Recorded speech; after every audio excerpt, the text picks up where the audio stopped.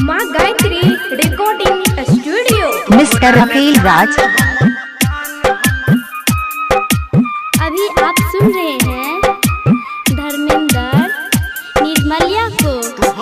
उनका mobile number है 7027968304।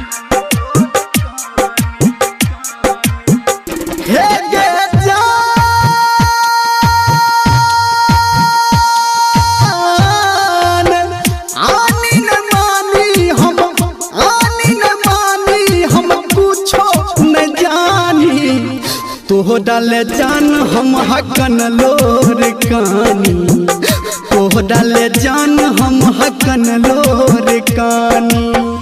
आनी न मानी हम, आनी न मानी हम कुछो न जानी।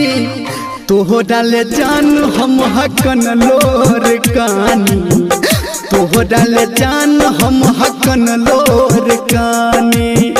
तोह डाल जान हम हकन लोर कहानी, तोह डाल जान हम हकन लोर कहानी। मिस्टर रफील राज।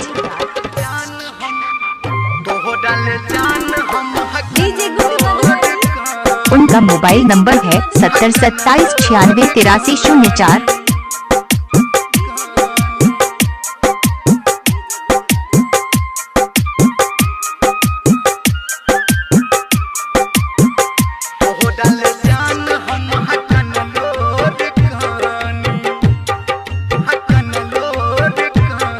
मिस्टर रफील राज।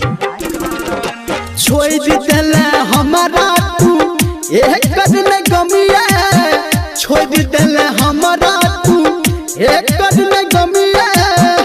तो हट दिल हागे अखन जखमिया, तो हट दिल हागे अखन जखमिया।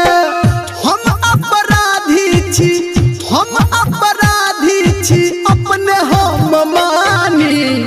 तोह डाल जान हम हकन लोर कानी, तोह डाल जान हम हकन लोर कानी। तोह डाल जान हम हकन लोर कानी, तोह डाल जान हम हकन लोर कानी।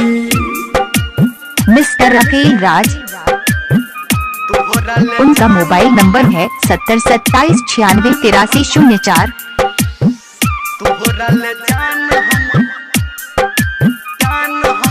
अभी आप सुन रहे हैं सावरिया म्यूजिक। मिस्टर रफील राज।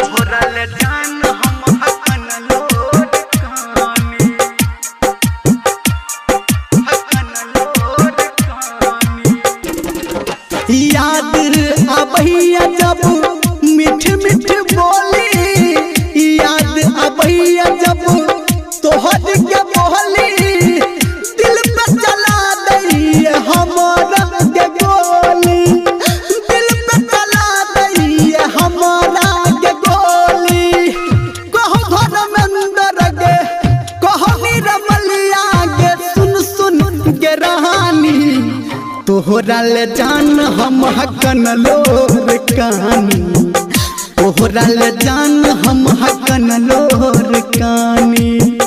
तोह डाल जान हम हकन लोर कानी, तोह डाल जान हम हकन लोर। मिस्टर रफील राज। मिस्टर रफील राज।